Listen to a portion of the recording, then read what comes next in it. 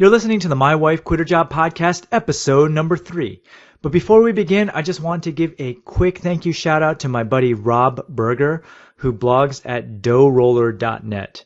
And he also runs a podcast, which is really awesome, by the way, at doughroller.net/iTunes. Now, Rob was actually one of the people who helped me nail down the audio quality and audio post-processing for this podcast, and for that I am very thankful.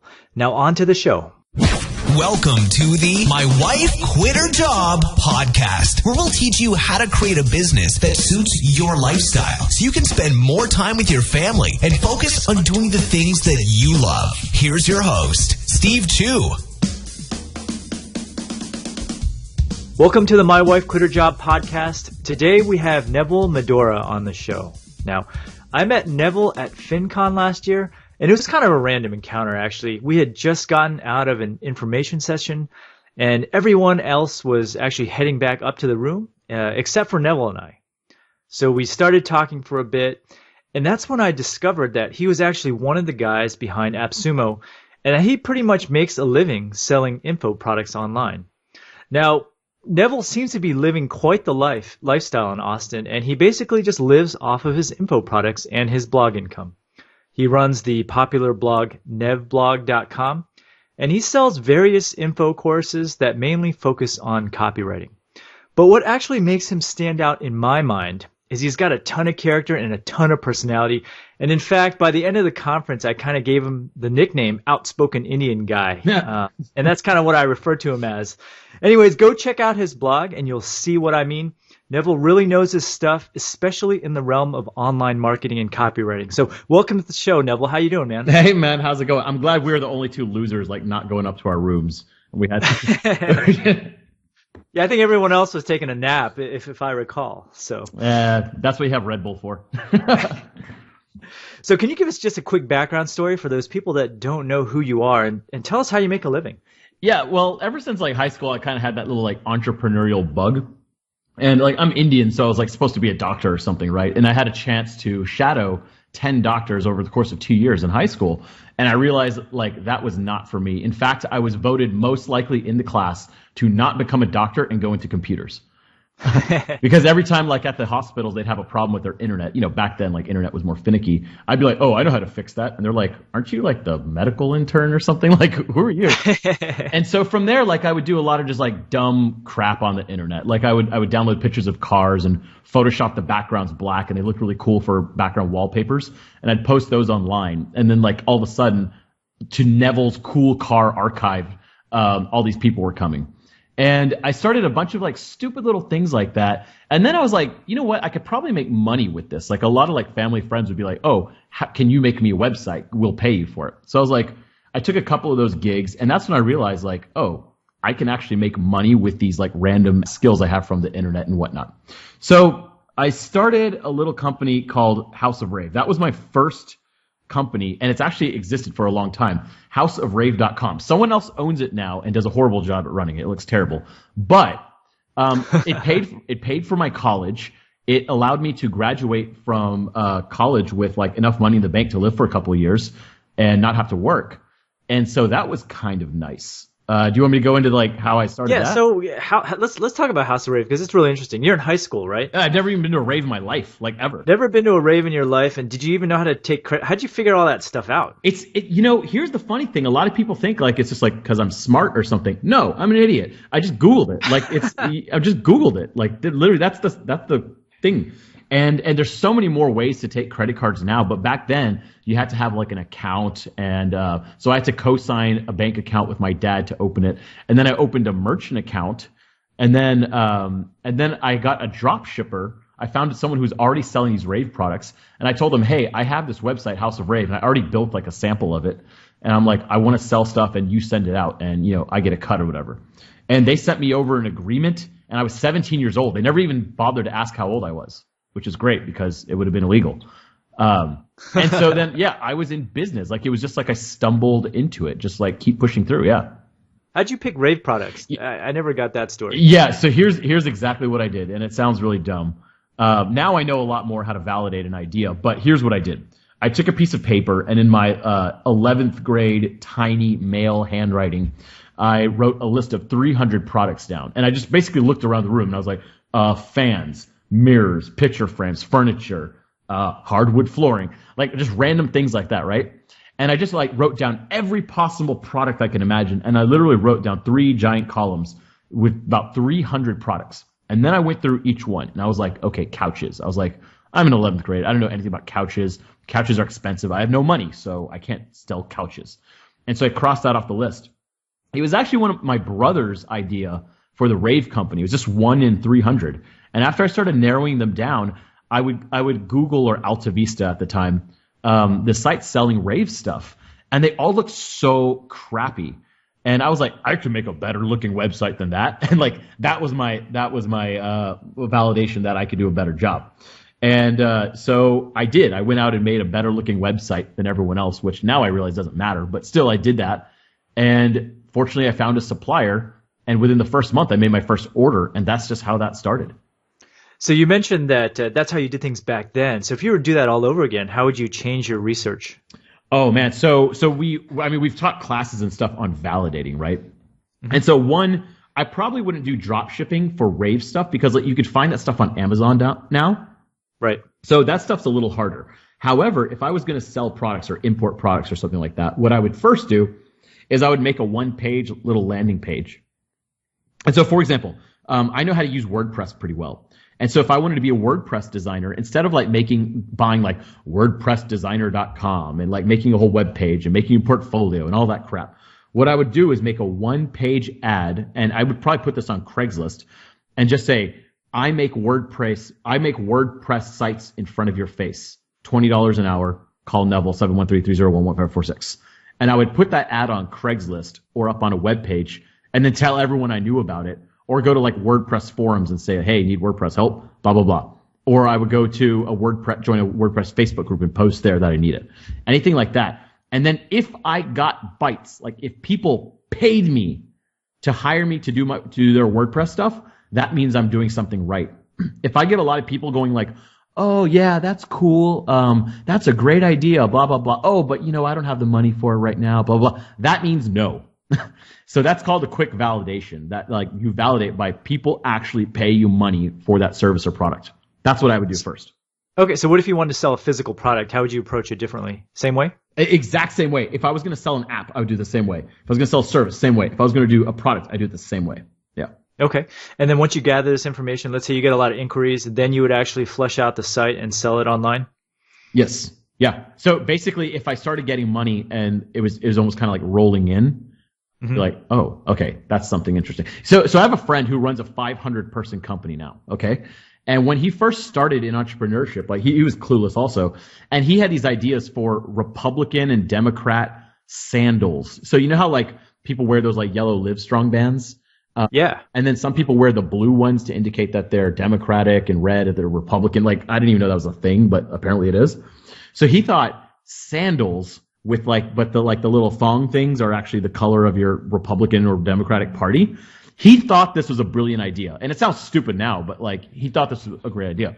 So he had the molds made, and he was consulting with a factory in China to order 5,000 of them, and he had to borrow money from his family to get them shipped over and stuff. And he got the idea like, wait, before I like blow my family's money, let me see if people even want these damn things. He spent so much time on this. So he went to this forum where people were telling him that like, yeah, this is a good idea. He got all that like good idea feedback, but no one ever bought. So then he put a PayPal button for $10 to buy the sandals. He tried everything for a month. He posted on forums. He talked to people about it, blah, blah, blah. He got 2 orders. That's it. $20. And he wasn't even making a profit on these. So that's totally true. I tell the people in my class, never place a bulk order overseas unless you've actually tested it. You don't even have to have the items in hand. Just try to sell them. And if you can't get them, you can just buy them from a competitor and ship them. Yeah, could you imagine what would have happened if he did that? Like he would have spent thousands and thousands of dollars, borrowed family money, and not been able to move it. And he'd be stuck with like 5,000 pairs of red and blue sandals. I mean, it would be ridiculous. And so fortunately, he was just like, okay, clearly no one gives a shit about this product.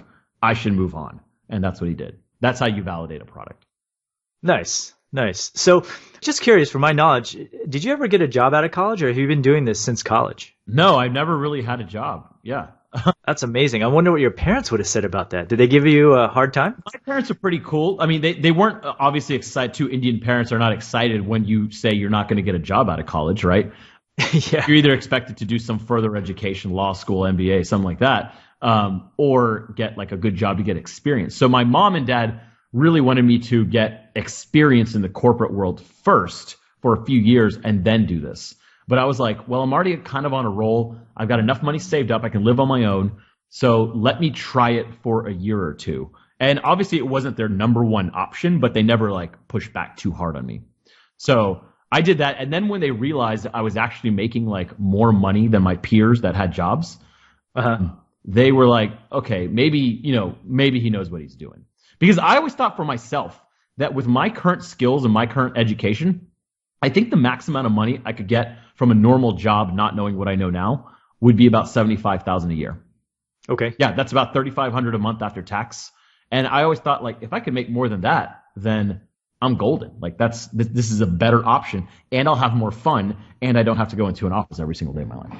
So just as a frame of reference, how did you do last year in 2013? 2013 was a weird year because, one, I didn't really do much. It was just kind of like a coasting year. So I did obviously over $100,000, but the previous years I did really well. I was making doctor money. Yeah. Okay, nice. So multiple hundreds of thousands of dollars, basically. Easy. Yeah. Okay. Yeah. Okay. Yeah. Right.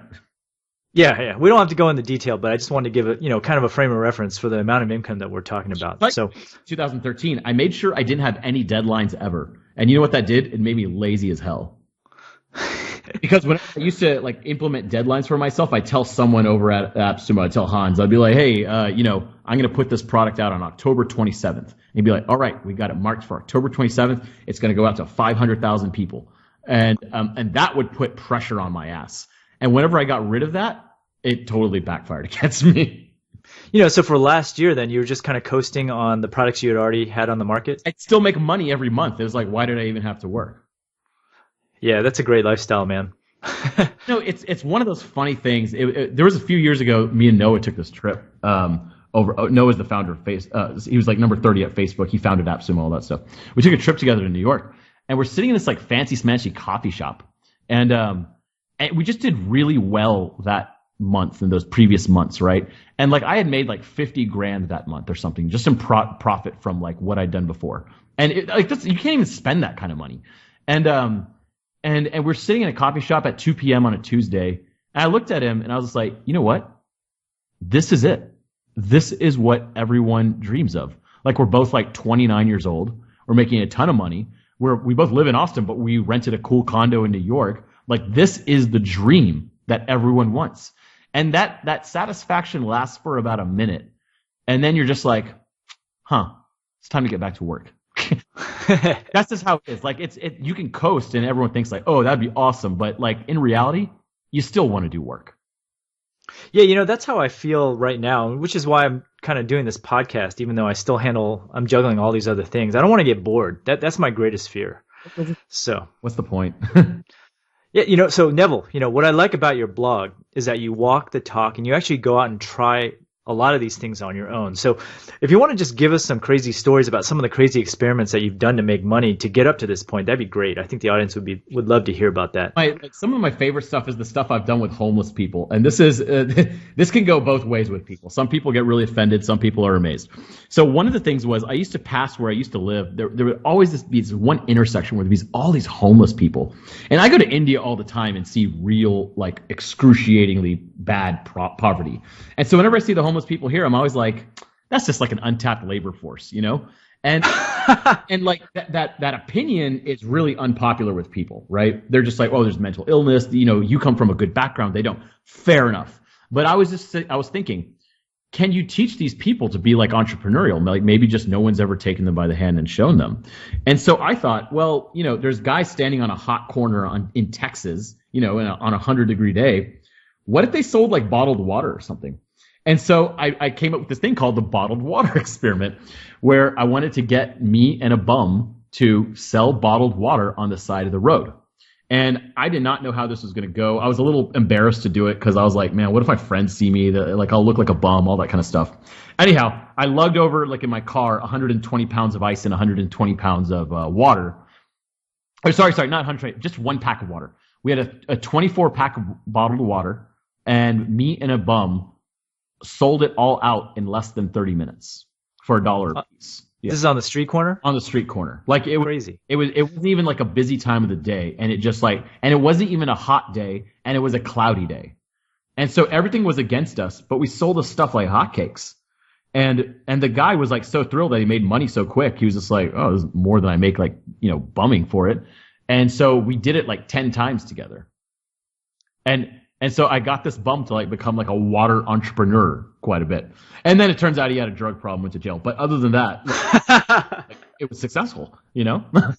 So he actually kept it up for a while after you guys stopped, or? The problem was lugging for someone without a car. It's very difficult to get 120 pounds of ice and 120 pounds of water in a cooler up to a certain place. Like the logistics of it are very, very hard when you actually try it. And people are always like, well, why does he just take a cab and blah, blah, blah. It's like, dude, okay, you try it yourself first and then come back and tell me. It's very, very difficult.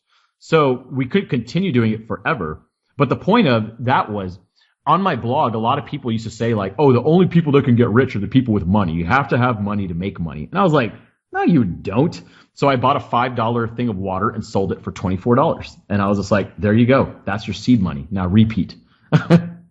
Nice. Yeah, that's a great story. Yeah, and a lot of the financial blogs at the time were always like, well, I'm going to do a money experiment. I'm going to sell my TV on eBay. It's like, that's not an experiment. That's just selling your shit on eBay.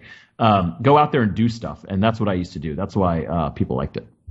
You know, I get a lot of excuses like that too, and they're just excuses, right? You don't have enough time to do stuff. You don't have enough money to do stuff. I live in this area. I can't do that. Blah, blah, blah. There's always excuses. Yeah. So how do you go from selling water and rave products to, you know, some of your info products? It's kind of like everything else. It's just kind of like a mistake. Like people think there's some like grandmaster plan to it. Like I'm sure even your blog and everything was just kind of like almost a fluke sometimes, you know, like you start something and it just takes off.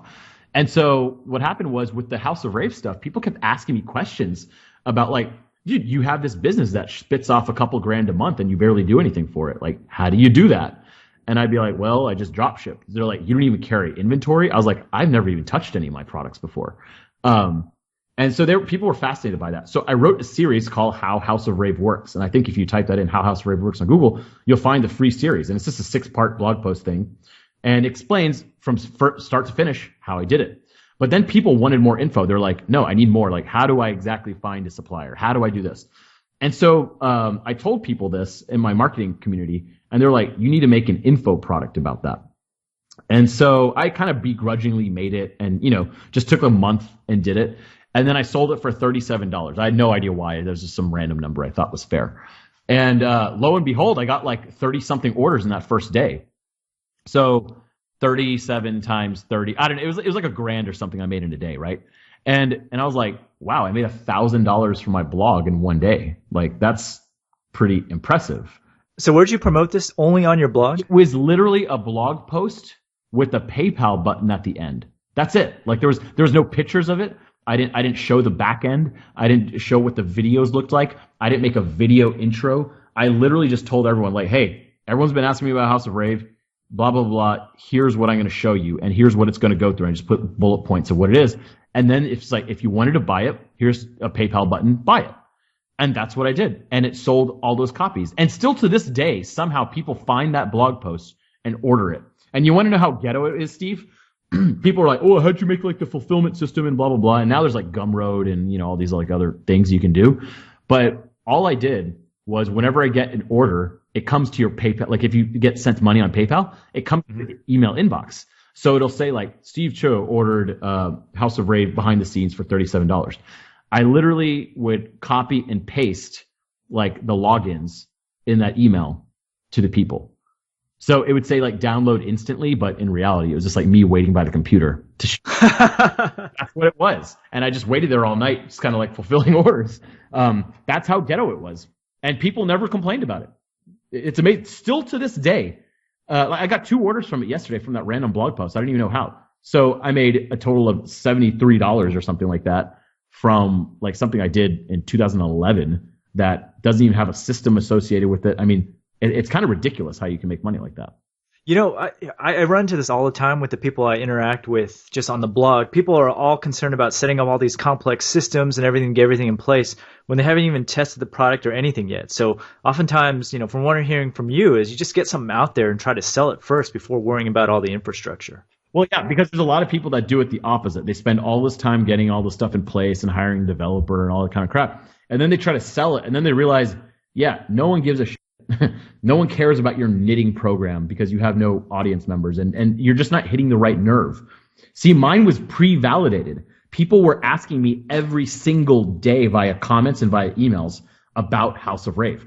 And they asked the same questions over. How do you find a supplier? How do you know if the supplier is legit? What kind of deal did you get with the supplier? How do you start? What platform did you use to put your e-commerce thing up? How did you convince the supplier to let you get a good deal? You know, what is your deal? How many orders did you make a day? How much money do you make per month from House of Rave? Those were the same damn questions I got over and over. So I literally made a video about each question. How do you find a supplier? I sat down with my Canon ELPH, you know, like a $200 camera from Walmart, put it on a stack of books and started recording in my apartment. And then for like, how do you find a good supplier? I was just like, well, there's this method on Google. I just searched for people already selling it. So I took Camtasia screencasts of me just like going through Google and looking for Rave products. And each video was only like 3 to 7 minutes long. Like they didn't need to be that long. And so the whole course, the total runtime was like 2 hours of video max, you know, like nothing more than that. I was like, I have about a 2-hour time span for attention. I assume other people do too. I won't make it longer than that. And then I sold it. Like it was that simple. Like it's like I was so ignorant to what could go wrong that I just did everything right. Yeah, that's hilarious. So how do you transition to copywriting after that? It's kind of like one of those things like I studied marketing and I would read, you know, Jay Abraham and I would read all these like different books. And I read like a book about David Ogilvy, and then my friends would tell me about copywriting. So one of my friends was like a good copywriter. And he'd be like, it's crazy. Like I can send out an email and like make tons of sales. But if someone else sends out the same email newsletter in a different format, it won't make any sales. And I was having that problem with House of Rave. At the time, I had 7,500 previous customers. Every single email address on this list had spent money with me already, right? This is like a money list.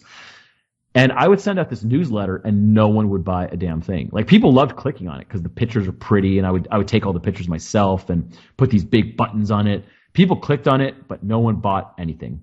And I was just like, I guess this is how email marketing works. Like you send out an email and no one buys anything.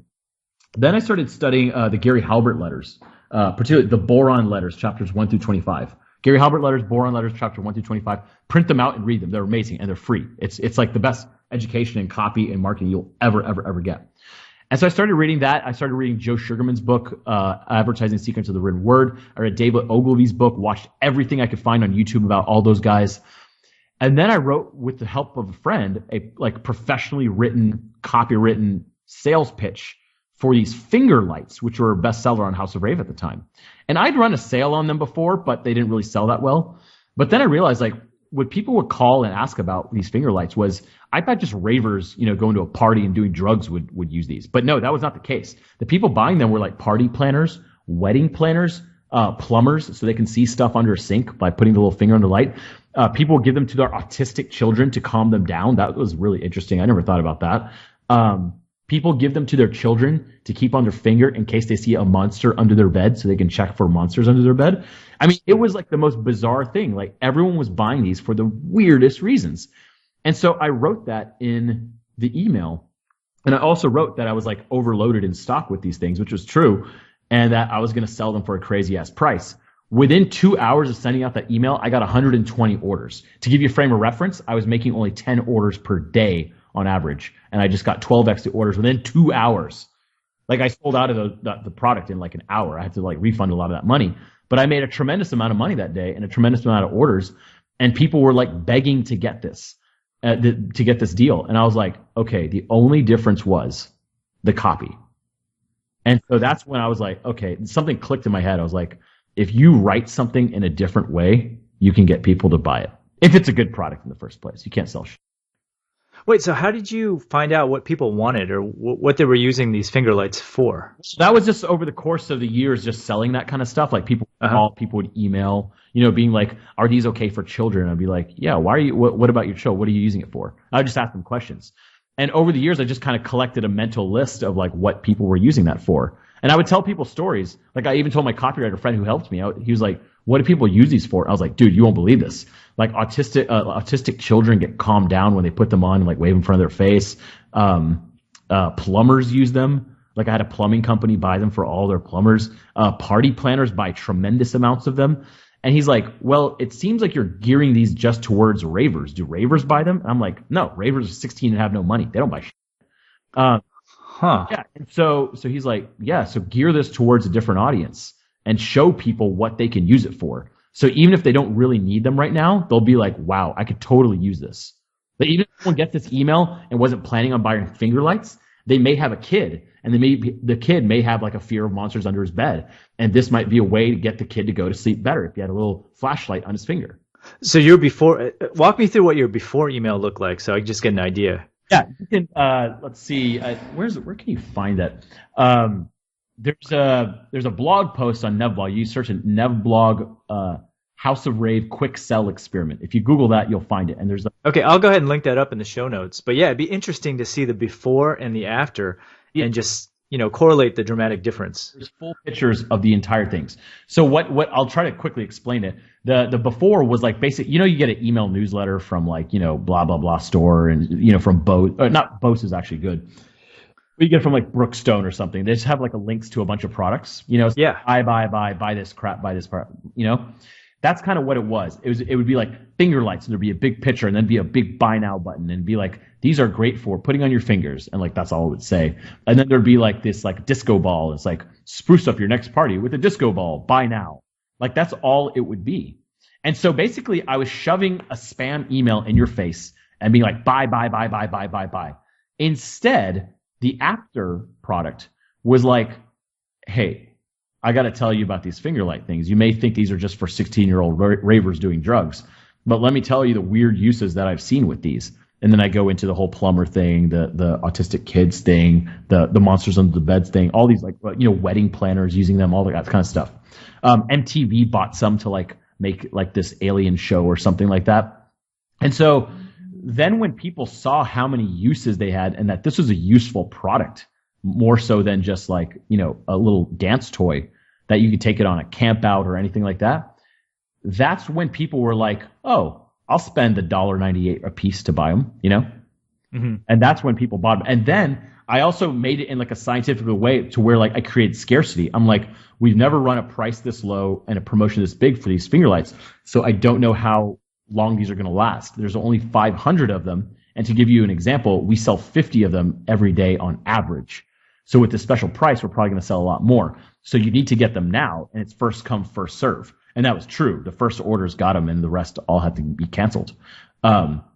So I did that, and that sense of urgency also helped people. And that's like part of copywriting, If you have urgency in the thing, people are more likely to buy. What's funny about all this is I'm actually on the newsletters for a lot of the big box stores, just so I can see how they do it and get ideas. And almost all of them pretty much just list their products with links and buy now. Occasionally they promote sales and a little bit of scarcity here and there, but they don't really tell stories around their products. So why do you think that those guys just aren't doing what you're talking about? Oh, exactly why. And David Ogilvy in Ogilvy on Advertising talks about it perfectly. Or you can just Google David Ogilvy and watch some videos of him. The big companies, they go with agencies, design agencies, advertising agencies. And the people they employ are all designers. They're all designers, graphic designers. They want pretty pictures. They did all the stuff that I thought was good. And they're not idiots or anything. They just have never studied the scientific way to sell.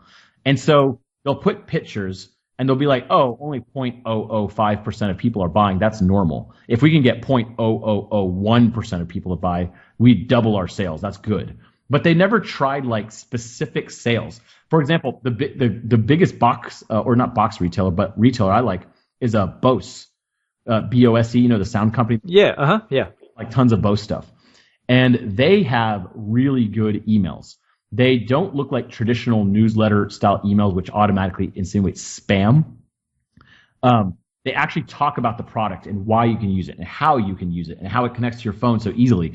And they actually give you a whole like proper sales pitch. So like I was actually interested, like I try to listen to podcasts in the shower all the time, but like I couldn't hear my phone in the shower. Like the shower was too loud.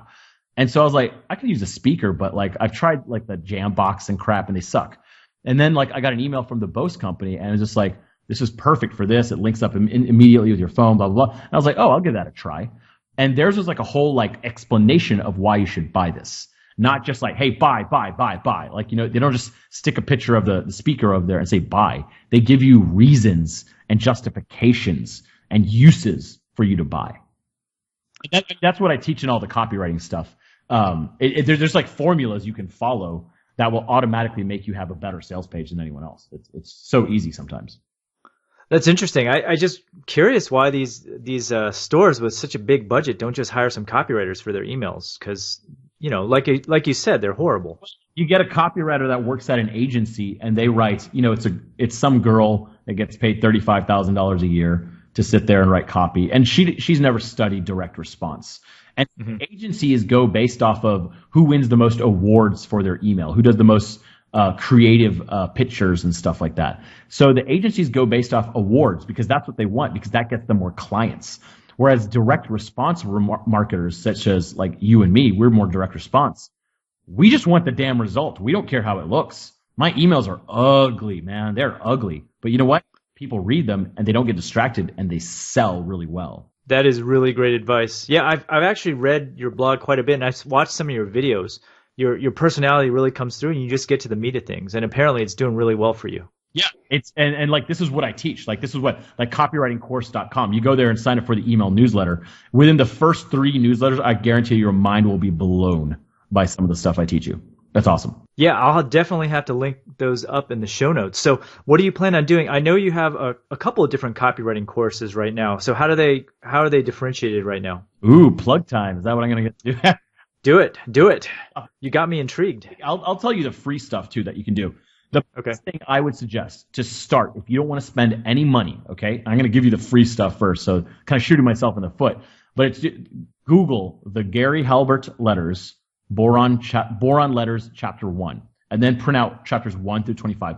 Everyone I know who reads the Boron letters and prints them out usually ends up going someplace and making a lot of money. Like that is just the plain truth I have seen. The people that are like, oh, I'll just skim it online, blah, blah, blah. Like those people, they don't do anything. They're screw them. They don't do anything. So like I have a big stack of them sitting by my bed to this day and I still reference them. That's the great free way to start.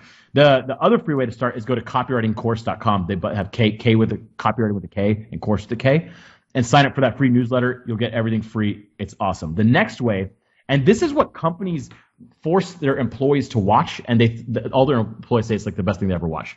The copywritingcourse.com, you can actually buy the copywriting course. It's like $69. It's crazy cheap. And it's a set of videos specifically designed to teach you copies. And it's super, super quick. It's less than 2 hours. I suggest you grab a glass of alcohol or tea or something like that and watch it. By the end, everything you write will convert higher. I guarantee it.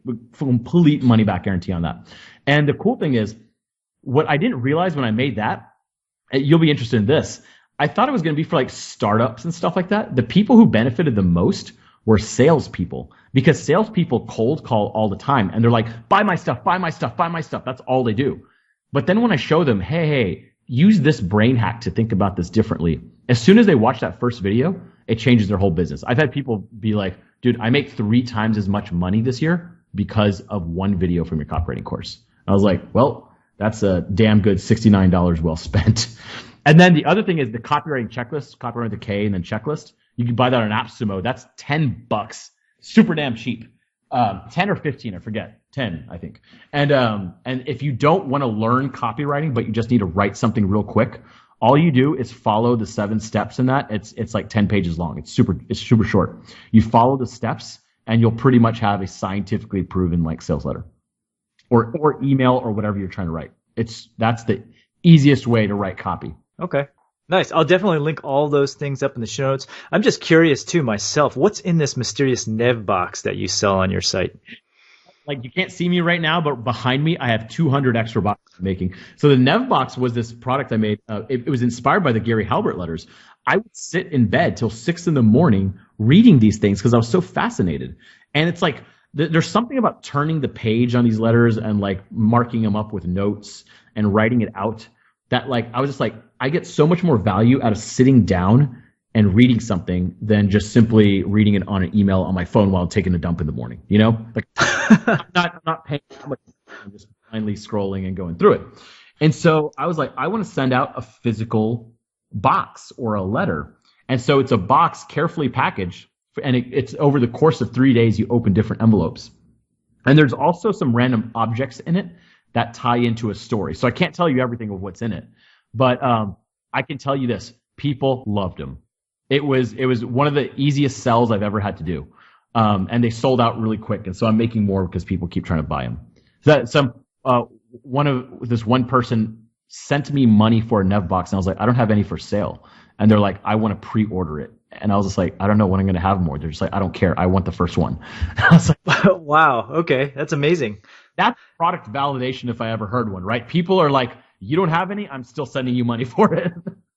So these are just people that read your blog, right? Yeah. Like okay. I didn't promote it anywhere else. It was just people that read my blog.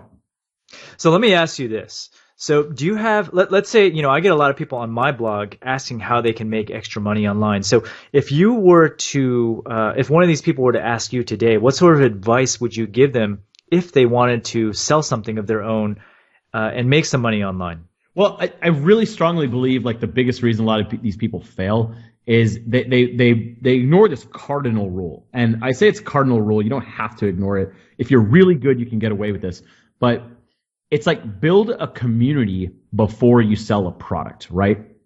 It's like you make, like, for example, you started your blog, and I don't think you started with the product, right? Like that was way. No, yeah, I didn't have a product. We're just putting good stuff out to the world to track your own stuff, to help other people. Like you wanted to build a network, and then you started like talking to like Mr. Money Mustache and this person, and then you all kind of became friends. And it was more like a passion hobby of yours.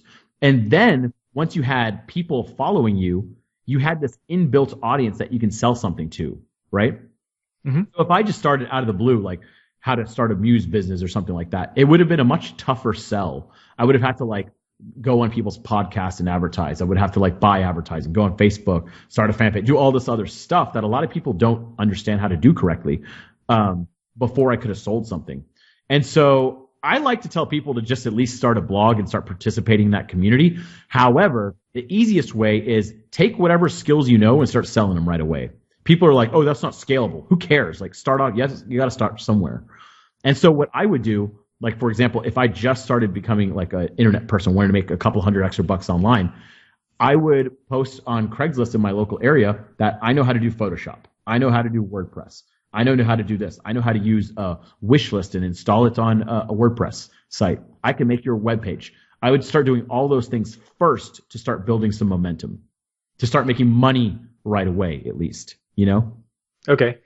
And that's assuming, like, if you didn't have a blog and if you didn't have a built-in audience like you do today, that's what you would have started with your copywriting and that sort of thing? So the copywriting stuff, like, obviously I have some experience in it now, and so there's momentum. So other people are just like, oh, I'm going to put my shingle out as a copywriter and see what happens. It's like, well, no one knows you, right away. You got to do something. So can I just tell you a story about someone who's just done it really recently? Absolutely. I got start, so a lot of people will be like, oh, but you start, like, whatever. I don't have that. There's a dude named Brian Harris, and he has a site called videofruit.com, okay? He just made this site, like, recently. It's not a old site or anything. He worked a job and then just came to our AppSumo, like, how do you make your first $1,000 course? And it turns out he's really good at video. And so what he did was he made this site called Video Fruit, and that you could buy videos from him. No one bought anything, of course, because no one knew who the hell he was or what he does. So what he did was he emailed me. He's like, hey, Neville, can I make you a free, like, kinetic video? Check this out. And he showed me another one that he made for someone else. I was like, dude, this is awesome. This is like professional grade stuff. It's like their audio background, but then the text flies in and it like looks super professional. He makes it in like Adobe After Effects or something with like they make movies in. And so he took a film clip from one of my videos an audio clip, and then put the text over it. And I put that on my about page. And then I wrote a blog post about that guy. I was just like, dude, this guy's awesome. Check out what he did. Videofruit.com, Brian Harris. And he got some clicks from there. And from that, he got like 3 people being like, hey, how much do you charge for videos? I want to buy one of your videos. So instantly he's making money because he did free work for someone who has a list and a following already, okay? He's not doing free work for the guy down the street who has nothing. And then he contacted like Ramit Sethi. He contacted Noah Kagan. Noah Kagan wrote about Brian. And then Brian would post all this like helpful stuff within the Wantrepreneur Facebook group. And all those Wantrepreneurs were like, holy crap, you make good videos. I'm trying to build a website. Can I buy your services? All of a sudden, this guy's pulling in $6,000 in billing in 1 month. And then he started a blog about how to do video stuff. And then he realized people don't just want video, they want marketing stuff. So then he would be like, how he did sneaky stuff like, he'd be like, how Neville Medhora's book is smart and dumb at the same time. He wrote some posts like that. And he took the end of my ebook and showed how I put my other services at the end. And then he took the end of Ramit Sethi's ebook and showed how he didn't do it. And he's like, here's how Ramit could have improved it. Here's how Neville could have improved it. Here's how Gary Vaynerchuk could have improved his stuff. So he just started putting out good content.